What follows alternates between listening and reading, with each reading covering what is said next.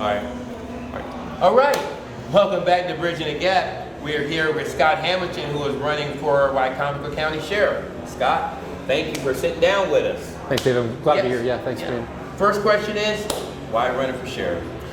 Well, you know, there's several reasons. The biggest reason is because I have a lot to do. You know, a lot of service to give back to this community. You know, I raised my family here. My wife is from here. I've been here now for 26 years, and I have a lot to give back to this community still.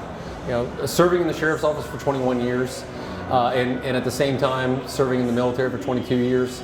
A lot of service there, and that's all I know. Like service. So, you know, my wife is a servant. My son is going to commission in the Coast Guard. And that's what our family knows is giving back to our community, and you know, to continue on that legacy. You know, that's one of the reasons why I'm running. The other is, you know, I bring a lot to the table. There's some things that I've seen, you know, from inside the agency, and now from the outside of the agency. I've seen what works. I've seen what doesn't work. So bringing some new, fresh, modern ideas to the sheriff's office it could be good. Could be good for our community. And you know, everybody needs to experience change at some point, and change is something we shouldn't be afraid of. And lastly, to give people a choice. You know, people don't have to vote for me, but at least I gave them the option. You know, for the first time in 20 years, I'm excited to give people a choice when they cast their ballot. And so those are the reasons why I'm running for sheriff. Awesome, awesome. Now, right now, you're the president of the FOP, right? Yes, I still serve as the president of the Fraternal Order of Police, Lodge 111 here in Salisbury. Represents over 7 police agencies. Sheriff's Office, Salisbury City Police, Fruitland Police, Salisbury University Police, Maryland State Police. We have 1 federal officer who's a member, and then the Pittsville Police Department. I've got about 268 active members. Okay, thank you. So with that, you work with collective bargaining for them?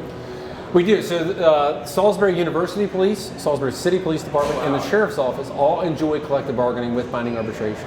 The Sheriff's Office just negotiated a great contract. We're going to see a significant pay raise for the sheriff's deputies. It went from about yeah, you know, these guys are out there putting their lives on the line every day. You know, they got to put a bulletproof vest on and pray that they come home every night. So you know, they deserve a salary that's competitive to other agencies. To see them going from $57,500 to now $70,000 starting salary, that's really good. That's good. You know, and we couldn't do that without the partnerships that we have. You know, as the FOP president, I've been engaged with our county executive. I've been engaged with the sheriff and the police chiefs. We have those relationships to help negotiate these benefits packages, and that's what it's all about, is being able to work together. You know, to see some of the things that's happening at the city level with their collective bargaining process, it's really disheartening. You know, to hear that the mayor, you know, during his time on the campaign trail said we need unions. And now to say that he wants to get rid of it and get rid of the process, it's really discouraging to the men and women of the Salisbury Police Department and the civilian police, employees and the firefighters to see that their mayor wants to do away with that process. And knowing that the sheriff's office just got a significant pay raise, and that they have 8 or 9 vacancies, the city police are going to be should be concerned with what the outcome is going to be if this goes through with the mayor's agenda. Okay, thank you. So going further, what's next for you? You know, going back to the FOP, advocating for the men and women on the platform that I have, it's time for me to go to a bigger platform. I've exhausted what I can do. You know, with my energy and my future, you know, getting on a bigger platform.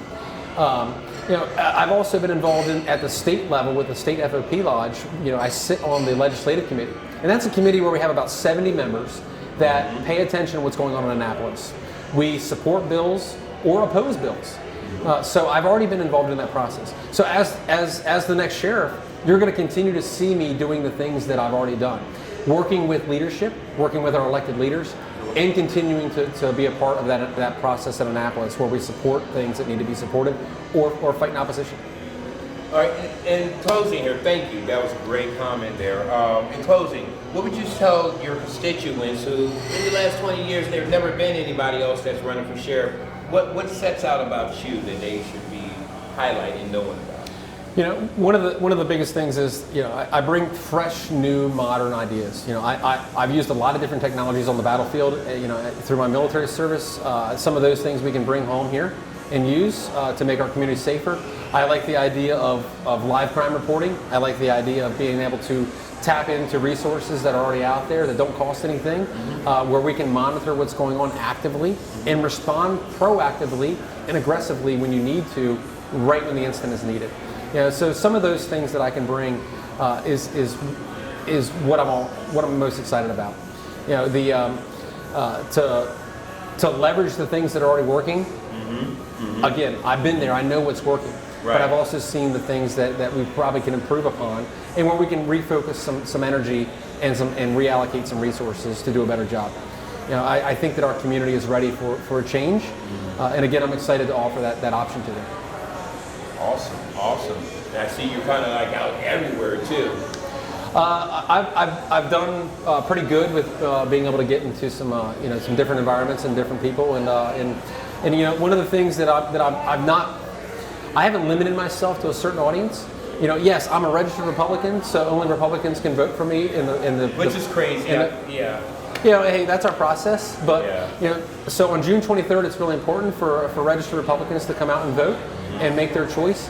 But I haven't limited myself to just that target group. No, you haven't. I have been out there talking to a lot of people on the other side of the aisle, and they're excited. They're excited to have an option. They hope that I can make it through the primary so they can vote for me in November. I'm glad you brought that out because, some of the people would say, I noticed that you were at the city park for something with the kids. Yep. And, some people say, well, there's no Republicans out there. There's nobody to vote. But as a sheriff, if you're the sheriff, you got to work with everybody. I'm a very big advocate. I do believe that the sheriffs should not be a partisan thing because you're representing everybody. That's right. And that's why my slogan is more service, less politics. I don't like the idea of representing one group of people. Yes, I'm a registered Republican. So in typical fashion, your constituents are your voting votes, or your voting base. Not so much in the sheriff's office. I look at it as it's not left or right, it's not Democrat or Republican, it's not conservative or liberal, it's law and order. If I can walk down the middle of that path and serve everybody equally, that's the service I'm ready to provide. And that's why I've been out there engaging these different organizations who aren't politically aligned with me. Because I already recognize that we have to represent everybody fairly and provide the best service that we can to our entire community, not just one group of people. More service, less politics. Speaks for itself. Scott, thank you for sitting in with us. Thanks, David. Looking forward to talking to you again. Appreciate it. Yeah, thanks for having me here. Yeah, thank you. This is Bridging the Gap. We'll be back.